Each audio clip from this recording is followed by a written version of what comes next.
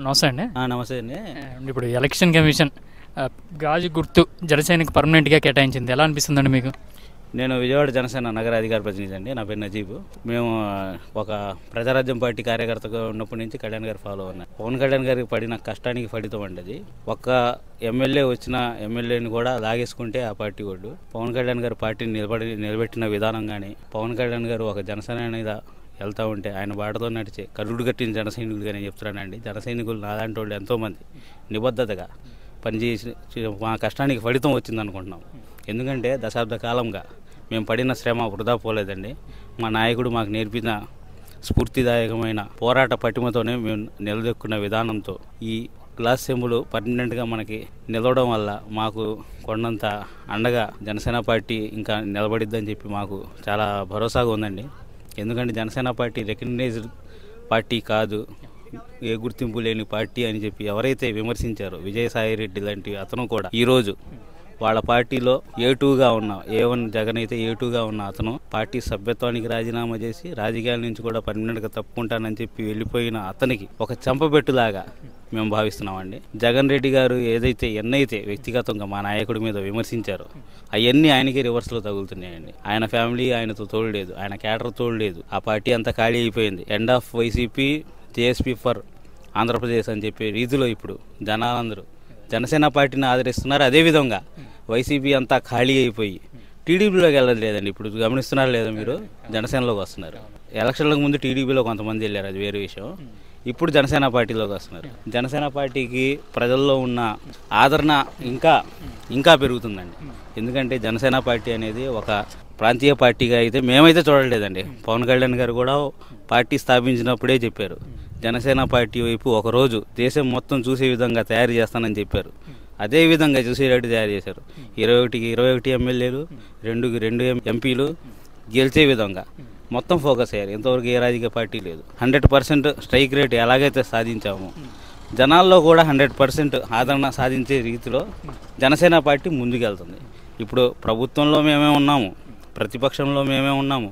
మాకు ఇంకా మరింత బాధ్యత పెరిగిందండి. ఒక జన సైనికులుగా మేము ప్రభుత్వంలో వచ్చేసాము అని చెప్పి అయితే రిలాక్స్గా లేమండి.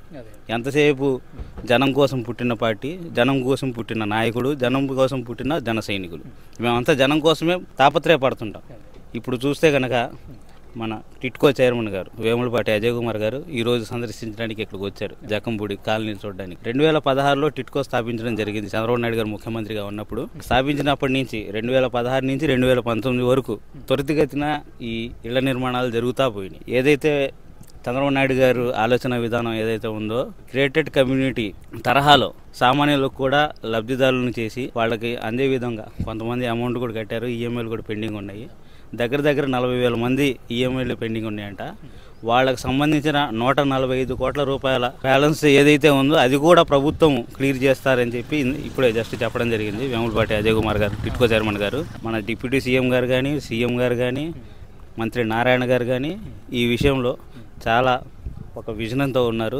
ఆ విజన్ త్వరగా పూర్తి కావాలని చెప్పి మేమైతే భావిస్తున్నామండి. అలాగే ప్రభుత్వం ఏర్పడి సుమారు 7-8 నెలల కాలం కావస్తుందండి. డిప్యూటీ సీఎంగా పవన్ కళ్యాణ్ గారి పాలన మీకు ఎలా అనిపిస్తుంది? ఎవరైతే రాజకీయ నాయకుడు కాదు పవన్ కళ్యాణ్ గారు, ఒక సినిమా యాక్టరే అని చెప్పి ఎవరైతే విమర్శించారో అటువంటి వాళ్ళు విమర్శలను కూడా ప్రశంసలుగా మార్చుకున్న ఏకైక నాయుడు పవన్ కళ్యాణ్ గారు.